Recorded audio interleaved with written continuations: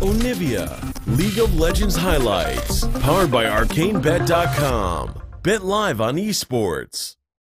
SK Telecom would have had that one in their minds, but Faker's Talia has looked amazing. So good. Yeah, I know that, like, I was saying that in the middle of it, I'm like, well, he's Faker, so of course it looks amazing, but particularly amazing. Well, you have used by LeBlanc, now completely removed, and another forced recall, though.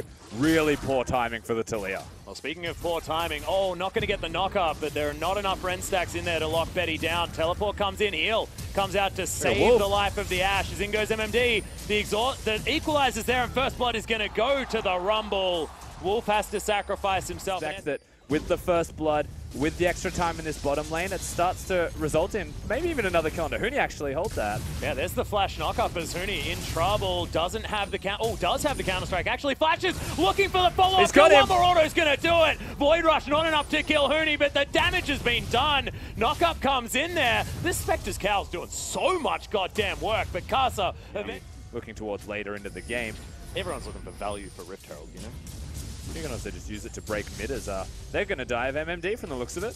Yep, Faker's here. If they Equalizer can. comes in. Yeah, can they actually clear this one out? Counter-Strike is going to get the stun. Casa is going to turn up. The Cocoon lands him. MMD is going to fall down, and the Weaver's Wall cuts off the escape.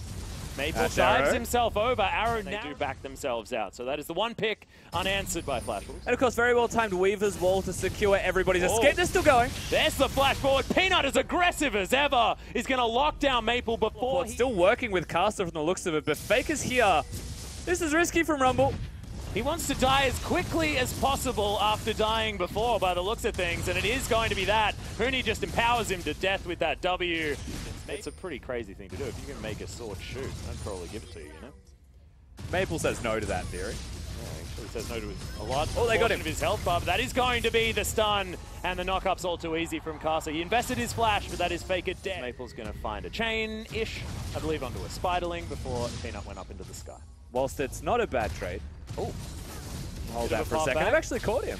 Yeah, that is just going to be the laner CC. All too easy. Faker throws out some pebbles and picks up the first Tower of Blood as well. 17.5 minutes. And that's the Talia wall. No flash on the Ashe. Oh dear, that is going to be the shove back onto Sword Art. They want to take this kill first as the flash is used and Betty is going to sacrifice himself, but Faker has to be healed. And that was everything crumbles down, and they get another set of skins, and we're going to have SKT skins all over the place. Well, it's not Worlds, this is but only they are with ganking an Huni. inch. Rust is. It is going to be the chain landing. Good red carpet has to be walked up by all of SKT as soon as he gets himself out. And can SKT get anything back? There's the Fate's Call, as Wolf still has all his buttons available, but not a lot of health. As there's the flash one. comes from Peanut. He is so bloodthirsty today. Is now Bang just looking for Casa. Doesn't get the reset, and that's going to mean Huni picks up that kill all too easily. And Peanut, let's get another one. Let's have a look at this. Hopefully no action happens during this amount of time. Of course, we get to see an Ashe arrow. You're expecting the teleport from Rumble, and there it is.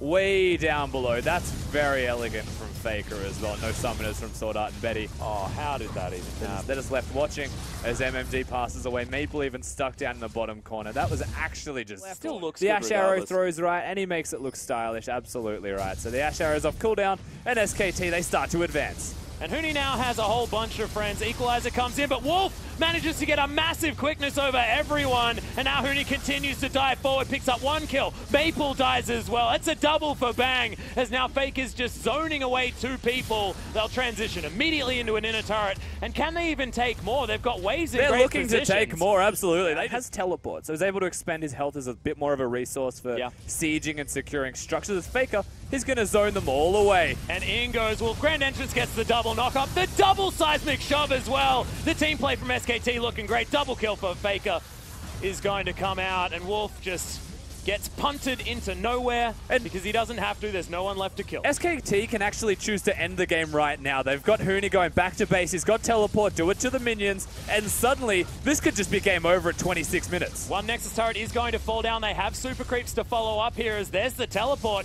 keeping that minion alive. Peanut looks for the cocoon, finds it, lots of damage. As Huni's just going to dive his way forward, but this is just to buy space. It's just gorgeous. Now SKT just looking to try and kill them on this fountain. Nexus falls down so incredibly quickly, and that is the evaporation of the Flash Wolves and just surgical play. After that mid game, there were a few question marks there. Flash Wolves showing some signs of life, but After that point, SKT had every answer and there was no way back in. And you can see the exact moment that the stigma of Korean killers starts to evaporate with this I believe game. that was MSI, wasn't it? Yes, it Frosker, was. Who's just joined us on the desk. Welcome back, Raz, as well.